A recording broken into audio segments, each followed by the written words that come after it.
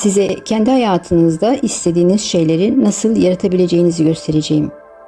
İstediğiniz her şeye sahip olabilirsiniz.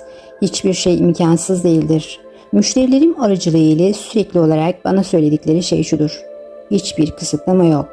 Hiçbir kısıtlama yok, sadece kendinize koyduğunuz kısıtlamalar var.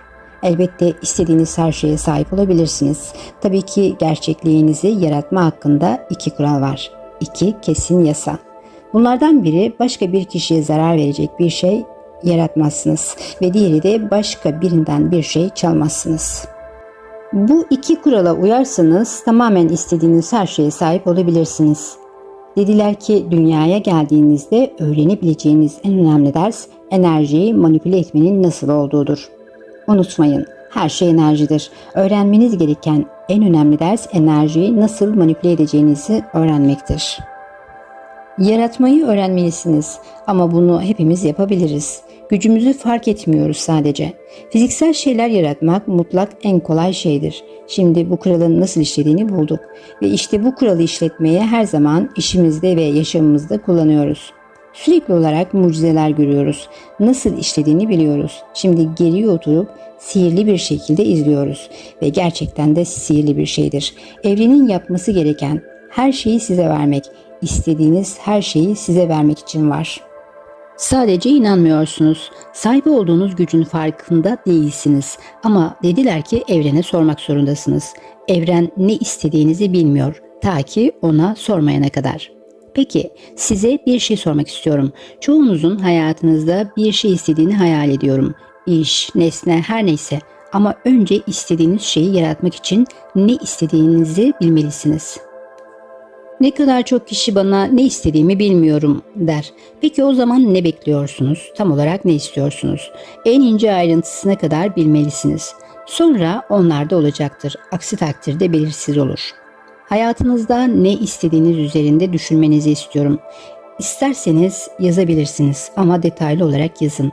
Böylece eğer görselleştirecek olsaydınız onu görebilir, duyabilir ve hatta koklayabilirsiniz.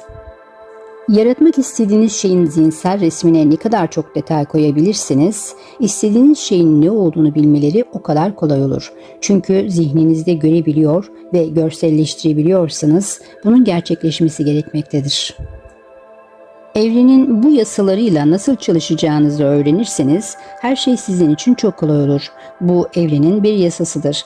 Eğer görebiliyorsanız gerçekleşmelidir. Emirlerinizi yerine getirmek zorundadırlar.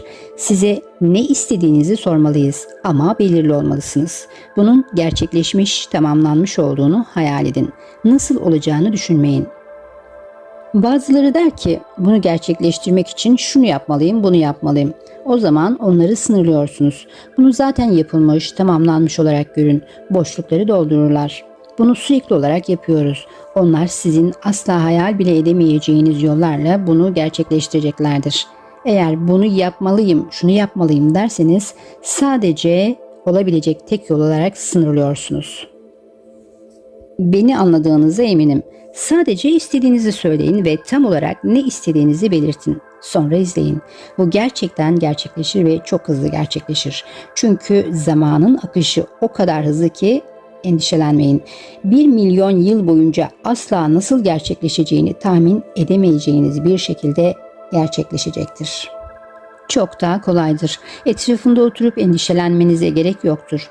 Onların bununla ilgilendiğini biliyorsunuz. Biz bir egzersiz yapacağız. Sizi sadece birkaç yıl ileriye götürecek ve o zaman ne yapacağınıza bakacağız. Ne yapmak istediğiniz hakkında fikriniz yoksa bir şeyler yapabilirsiniz. Zaten kafanızda ne istediğinizi düşünmüyor musunuz? Tamam, şimdi geleceğe bir gezi yapacağız. Sadece birkaç yıl ileriye gidiyoruz ve o zaman da ne yapacağınıza bakacağız. Eğer bir şey değişmişse ve istediğiniz her neyse onu alabiliyorsanız, İlk olarak ne istediğinizi bilmek istedim. Bir fikriniz olmadan nasıl bir şey yaratabilirsiniz? Şimdi geleceğe gidiyoruz. Bir seçeneğiniz olacak. 1 yıl, 3 yıl ya da 5 yıl gidebilir ve orada ne olduğunu görebilirsiniz. Sadece akışına bırakın. Sadece rahatlayın ve ortaya çıkanı görün. Eğlenin. Eğer bir şey görmüyorsanız bu sizin burada olmayacağınız anlamına gelmez. Sadece henüz ne olduğunu görmeye hazır değilsiniz demektir. Belki yeterince inanmıyorsunuzdur veya resimlerin gelmesine izin vermek için yeterince rahat değilsiniz. Hadi bunu yapalım ve neler olacağını görelim. Sadece rahatlamanızı ve gözlerinizi kapatmanızı istiyorum ve yaratmak istediğiniz şeyi düşünmenizi istiyorum. Zaten tamamlanmış, detaylı olarak görebiliyorsunuz ve şimdi geleceğe gidiyoruz ve sonuçları görmek için 3 kapının olduğu bir yerde kendinizi görmenizi istiyorum. Şu anda geleceğe birkaç yıl gitmeye hazır mısınız? 1 yıl, 3 yıl veya 5 yıl. Ne oluyor, nasıl görünüyor? Güvenin. Ayrıntılarıyla görün. Artık kendinizi yaptığınız şeyi yaparken görün. İşiniz ne iş yapıyorsun? Kendinizi onu yaparken görün. Şimdi sahneyi değiştirin ve nerede yaşadığınızı görün. Nasıl bir yer, nerede yaşıyorsunuz? Detaylı bir şekilde görün. Seninle birlikte orada yaşayan kimse var mı? Onları görün ve tanıyın. Şimdi o sahneden ayrılın ve devam edelim. Şimdi gelecekteki önemli bir güne gidiyoruz. Önemli bulduğunuz bir şeyin olduğu önemli bir güne. Şu an oradayız. Neler oluyor? Şimdi gördüğünüz şeyleri hatırlayarak onları yazabileceğiniz bir şekilde oraya geri dönün. Bu odaya geri dönüş yaparken uyanmaya başlıyorsunuz ve şimdi gözlerinizi açabilir ve gördüklerinizi hatırlayabilirsiniz. Şimdi buradayız. Gözlerinizi açın ve etrafınıza bakın. Gördüğünüzü yazın. Beklenmedik bir şey görenleriniz oldu mu? Kendinizi farklı bir işte, farklı bir evde gördünüz mü? Ne olduğunu düşünün ve yazın, hatırlayın.